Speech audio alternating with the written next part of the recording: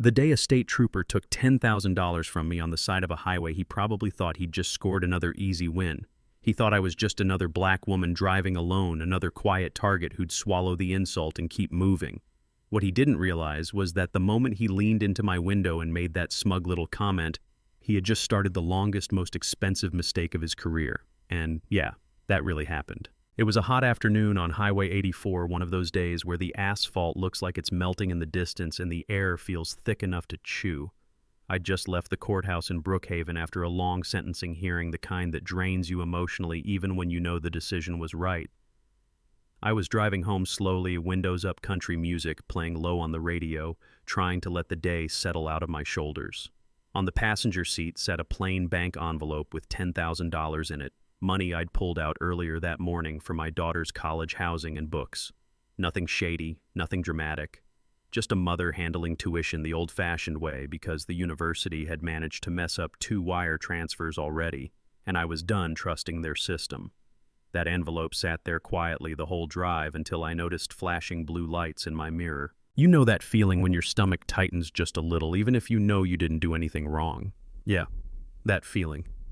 I checked my speed 70 and a 75, nothing unusual. Still, I eased onto the shoulder, turned down the radio, and placed both hands on the wheel like I've taught my kids to do since they were old enough to drive. The trooper walked up slowly, boots crunching on gravel, mirrored sunglasses reflecting my own face back at me like I was looking into a warped mirror. He leaned toward the window and said, "License and registration, hands where I can see them." No greeting, no explanation, just authority poured straight into my lap. I handed him everything calmly and asked, "Was there a problem, officer?" He glanced at my license and said, "You were following that truck too closely back there." I blinked at him. "No, sir. I keep distance on the highway." He gave me a little smile that didn't reach his eyes. "Well, in my judgment, you were." Now, when someone says something like that, you can already hear the door closing. It doesn't matter what you say next because the script in their head is already written. He circled my car slowly like he was inspecting livestock, peering through the windows, pausing near the passenger seat where the envelope sat. Then he came back and said the oldest line in the book, "I smell marijuana." I actually laughed once under my breath, not because it was funny, but because it was so predictable. "No, you don't," I said quietly, "and I don't consent to a search." He shrugged like that statement weighed about as much as a paper napkin. That's not how this works today. What followed wasn't really a search, it was theater. He opened the trunk, pulled bags out, flipped through paperwork, dragged my roadside emergency kit halfway onto the gravel shoulder. Cars screamed past us while the heat baked everything under the sun, and I stood there trying to keep my composure because once someone like that decides you're the problem, any emotion you show becomes part of their story. After about 30 minutes, he found the envelope. He lifted it slowly between 2 fingers like he'd uncovered a treasure chest. "Well now, that's a lot of cash." I said exactly what was true. "That's for my daughter's college housing. Receipts are in my briefcase." He didn't even glance toward the briefcase. $10,000 in cash is suspicious. I stared at him. "It's also legal."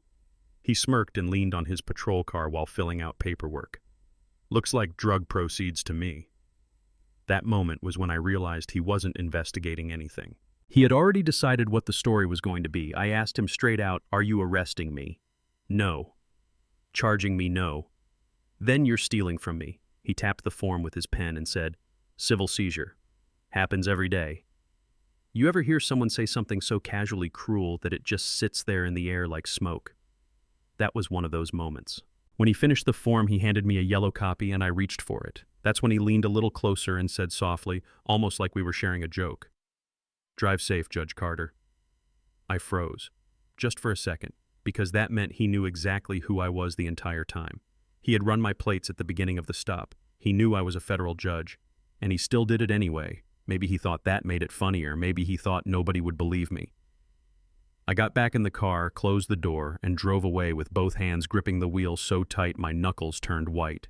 About 10 miles down the road, I had to pull into a gas station because my stomach flipped and I got sick beside the curb. I'm not proud of that moment, but I'm honest about it. Being humiliated like that by someone wearing the authority of the state, it hits deeper than anger. It hits somewhere in your dignity. I sat there for a while with my head in my hands thinking about my daughter's tuition, about the look on that trooper's face, about how many times he must have done this before. And right there, I made a quiet decision. He didn't just take my money, he picked the wrong woman to bully. That night, I sat at my kitchen table replaying the audio from my phone recording of the stop. Every word he said sounded even worse the second time around. So I sent the file to someone I trusted, a journalist named Elena Cruz, who had spent years exposing corruption in small government offices most people never look at. She listened once and called me back. "Let me ask you something," she said. "Do you want your money back, or do you want the truth?" I told her I wanted both. She laughed softly and said, "Then this might get messy." Over the next few weeks, she started digging into records, traffic stops, civil forfeiture cases, officer names, patterns. And one name kept floating back to the top again and again: the trooper who stopped me. Large cash seizures, very few criminal charges, nearly identical language in every report, the same phrases repeated like someone had copied and pasted them from a training manual. Driver appeared nervous. Strong odor of marijuana detected. Currency packaged, consistent with trafficking.